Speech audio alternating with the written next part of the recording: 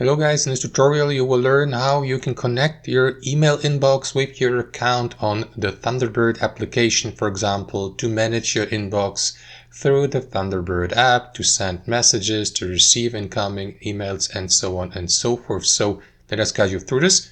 In the first step, launch the Thunderbird application on your PC or laptop.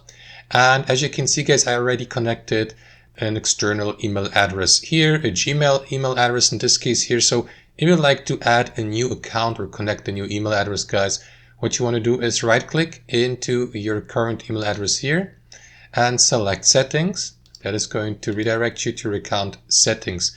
Now what you want to do guys is click into that plus new account button at the top of that list above your currently connected email address, or you may simply use these three lines in the top right corner guys and select new account here. So you can use one of these two methods. Click into a new account and select mail account, for example, if you'd like to connect your email inbox.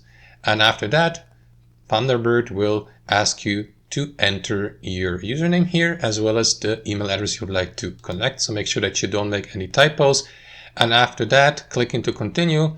And on the next page, you will receive a notification that you have been also asked to log into your account, into your email address. So make sure that you have your password prepared for that so that you may connect your email address with your account here on Thunderbird. And in some cases, for example, you may receive also a one-time verification code to the associated email address to submit it on the next page, guys. So make sure that you can access your inbox and view that verification code. And that's basically it, guys. After that, your associated email address will appear here so that you may select it in the top left corner. I will go with that one here.